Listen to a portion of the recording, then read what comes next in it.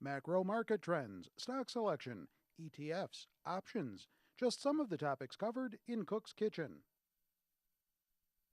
We all know that you need to have a trading system, but until you find one that works for you, you've got to have a trading plan and a market map. I happen to have a couple that I use quite frequently, and I want to show them to you. And it's especially important now as the S&P breaks down here and could be entering a longer correction. Let me take a look at the charts I showed you last week of the idea to follow the trend and forget the correction. First up is I'm just showing you the 10 and 20 week moving averages. This is the chart I showed you last week. And I think it's useful here, even though the S&P is going to break down below 1600 here today after the Fed. These 10 and 20 week moving averages still define the trend. The 50-day or 10-week, whatever you want to call it, they're roughly equivalent, has not rolled over yet. But now we've got a gravitational magnet here to the 100-day or the 20-week, whatever you want to call it, 1575, 1580, and I think that's where the market goes next. Then I showed you this channel. Again, this is the chart from last week, which kind of defines the price action. Now what I want to do is show you my market map in early June, and this is something I do for Market Timer subscribers, where I sort of map out what I think the scenarios and probabilities are for the market. I'm going to show you the one I used in June, and then I'm going to show you how I didn't follow it that well. All right, this is what I call my scenarios and probabilities map. Again, this is from June 2nd, and whenever I make these, they're only good for a 3 to 4 week period. So in early June, when I was looking at the market, I said, we're looking at a June swoon here for 3 big reasons. The Fed tapering issue is the first big macro issue that the markets had to deal with. The buying stampedes are almost over. All bears have been found and shot, and there's a lot of profits on the table. And then it's just the season. After a 15% run in the first 5 months, we're entering summer. Sideways to lower is the action. So based on that, in late May, early June, I started to define what that sideways trade might look like. So here's my probability map for that. By June 2nd, we had broken down below 1635 in the S&P, which was pretty good support to me. And so I said, hey, that reduces the chance of new highs in June to less than 3%. And my former range trade was 1640 to 1690. I reduced that to only 15%. Here was the bigger possible range trade, 1590 to 1640. This is what I saw on June 2nd for roughly the rest of June as we tested 1600 support. Breaking 1600 support, I saw a 20% chance of that in June, and then a test of 1550 would be a dramatic drop, and I only saw a 7% chance. Now, the way that I use when I define these high probability trading ranges is, that this is my map, this is my view. It's not a prediction. It's, what are the highest odds of the way the market could unfold, and I want to be long at the bottom of that high probability range and possibly taking profits at the top of that range. Well, going into the Fed meeting here, I had 3 weeks to work out this plan. Here I had my map. I just had to follow my plan, and it got a little choppy. I was not always a buyer at 1600, and I stared yesterday at 1650 after the Fed, and I think greed and overconfidence took over. So I want to evolve this conversation a little bit now and talk about what gets in the way, even if you have a written trading plan, what gets in the way of it. And it's not just emotions, it's also perceptual biases.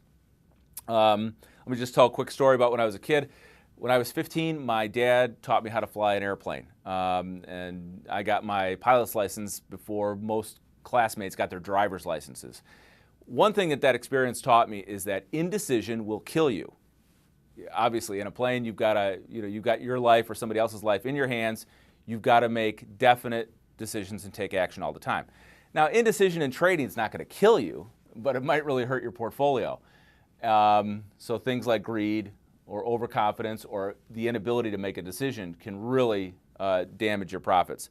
So let me show you, my background on this. I wrote an article in 2008 before the financial crisis really heated up where I where I made a list of the behavioral biases. If you've looked at behavioral finance at all, you know the things, you know this list that I'm talking about of perceptual traps that can get in the way.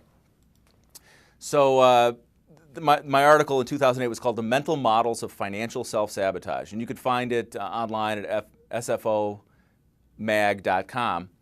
I believe the article is still there. And this is before Bernie Madoff and before Rajaratnam. There are a couple guys here who, took people's money and played fast and loose with it.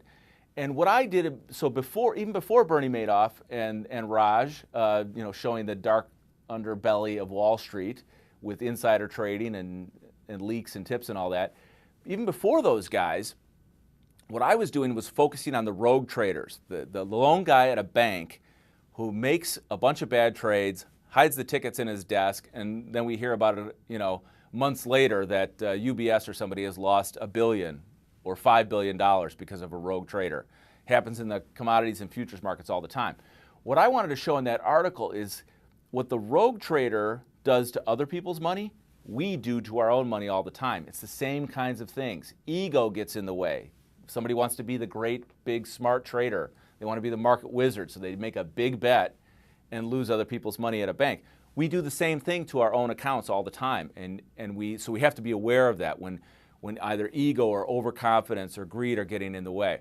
Now, if you go to my article, you'll see the whole list of perceptual biases, things like confirmation bias, where we're constantly looking for evidence that, hey, we're right, our position is sound.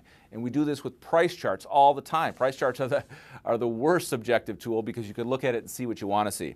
Recency bias, where we act on information and make decisions just based on what's happened a day ago or a week ago or a month ago, thinking that this is what's driving the market. And I talked about overconfidence. And what I boiled a lot of this down to when I talk about rogue traders or just plain thieves, it goes beyond greed to ego and, bottom line, irrational thinking about probability and risk. See, we're all susceptible to, shooting ourselves in the foot with money and risk. One way to get around that, I've showed you, I use a market map, sort of clears my head in the heat of battle. And, I take those odds and then I can weight them how I want to. Refer back to the plan when things get emotional or heated. The other way to look at this is that when you force yourself to study a little bit of probability and how to manage risk, you give yourself an edge so that your perceptual biases don't take over. You say, well, okay, this is what I feel or what I believe about the market or what I want to do. Now let's check that against some sort of sound plan, or in my case, making a market map with scenarios and probabilities. So that's what I wanted to talk to you about today. And we've got the market breaking down here. It's almost like Bernanke who cares now? The market is doing what it wants to do, and I think the same factors that I identified in late May for a June swoon are in force now, where the buying stampedes are over, a lot of profits on the table, interest rates are rising now, which was the macro event risk we saw going into June. And it is a season. We're in summer, so it's a sideways to lower trade. I think you got to be careful and pick your spots. Lighten up, maybe look to get long at 1575 or 1550, and find your own range to play and your own time frame. All right, I'm Kevin Cook. Thanks for joining me in the kitchen.